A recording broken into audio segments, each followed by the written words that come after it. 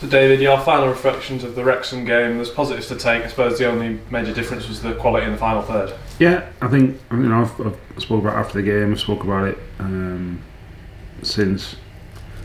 That's why they're where they are and where we are. That's the sort of grim reality of it. It doesn't make it any easier saying it, and we shouldn't just accept it, because that's not how professional sport works. So we got ruthlessly exposed, and we've got to make sure that we learn our lessons from that. And if there's one thing that our recent performances have done, it's given us a foundation to build on, and we've got to become more ruthless at the end as well as ourselves. We should have beaten Sutton, for example, Morecambe, Accrington, but we didn't, because we're not quite as ruthless yet. But the good thing is the first 45 minutes we sort of slipped slightly below our standards and got punished for it. Second half we were much better, and we could have maybe set up a grandstand finish, but we didn't. But we know that if we play like we had done in the previous 6 games and on that unbeaten run, then we'll be hard to beat, and we've got to do that, and then add that ruthlessness that Wrexham showed. Why do you think there have been those games where the first half has been a bit of a slow start and second half has picked up? If I had the answer to that, I'd have addressed it a long time ago. I'm not sure it's one thing. It's never one thing, because if it's one thing, it's obvious and everyone understands it.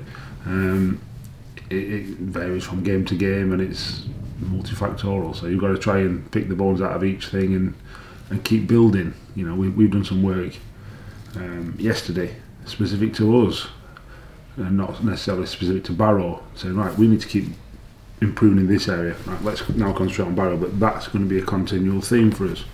And one of the things is making sure that we improve across all areas of the game, and first half performances, finishing games strong. There's lots of things that are good that can even improve, and there's lots of things that are okay that definitely need to improve. So we've just got to keep going on our own trajectory and keep improving. And you said before about not getting too high with highs and equally not too low with the lows. And at the end of the day, it was still a really good unbeaten run before defeat against Wrexham. Yeah, look, I think people spoke about a tough 4 games. MK Dons at home, Gillingham away, Wrexham at home, and Barrow away. And we've now had 3 of them. Got 4 points already. And we've got to make sure that we try and get 7 come 5 o'clock on Friday. They're not easy games, playing Wrexham at home or Barrow away.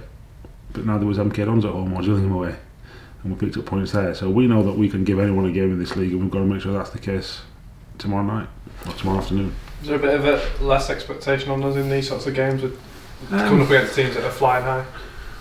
I suppose there is, but then I expect us to remain unbeaten away from home. We've lost 1 away from home since I've been at the football club in the league. That's an unbelievable record. I've had too many draws, yes. Should we have beaten MK in the first game? Yes. Should we have beaten Morecambe, Accrington, Sutton? Yes, we should. But the fact is, we haven't lost for a long time away from home, and that's got to continue. We showed that under real severe pressure at Gillingham, how the lads really dug in, really dug in. And if you do that, you pick up points in this league, and that's what we've got to continue to do. Barrow tomorrow afternoon. Pete Wild's got them really playing, and they look a real force, don't they? They're a good team. They're a good team. I saw them earlier on in the season. I saw them earlier basically destroy MK Dons away from home. And it's a hard place to go. Holker Street. Yes, is it the most atmospheric ground? No, but it's a tough place to go. There's no getting on that. I think they've had 4 clean sheets in the last 5 home games. So it was sort of similar to our defensive outcomes before Wrexham. So we've got to make sure that we are hard to beat, like I'm sure Barrow will be. And if we are, then we'll always be in the game. We've got to try and be ruthless, as I said earlier. What's preparation like for this weekend, with it being a Friday and a Monday? Obviously the focus is on Barrow, but it quickly turns to Bradford, doesn't it? Yeah, but it's only like a Saturday, Tuesday. There's not that much difference, and let's be honest, our sort of games programme is fairly regimented. Saturdays and Tuesdays. There's no Thursday nights. There's no Sunday afternoons. There's no 12 o'clock kick-off. So I know we've got a 1 o'clock kick-off coming on Monday, but it's very rare that we have to sort of change preparations. But obviously, as a professional footballer, the likelihood is you're going to have to at some point in your career. So it's not. Yes, there's 1 or 2 tweaks this week, leading into this week, but nothing major. We've still got to get coaching into them, development into them, give them enough rest periods, be really succinct and clear with what our messages are, so we don't overload them in their heads, and embrace the challenge that Barrow and Bradford will pose to us. Finally, just to look at the squad. How are they doing? Players returning, particularly Callum Ainley. What progress is he making? Yeah, I think Callum's going along great. Obviously, we've had to be really mindful of him in terms of he's had a long way off and a very, very serious one. He was doing sessions with Greg, the sports scientist, on his own, and being absolutely shattered after 20 minutes.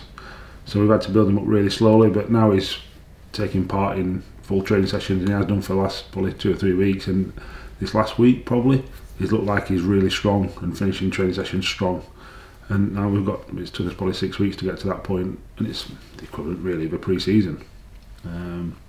So yeah, he's looking good, he's looking sharp, and I'm sure at some point he'll be we've got to get him some minutes somewhere, somehow, even if that's an in-house game, so he gets big pitch geography, which they get in sessions, some sessions, but it's not really the same when you're playing 11v11 all the time. It's continuous, and we've got to get that little bit into him, and then he'll be considered.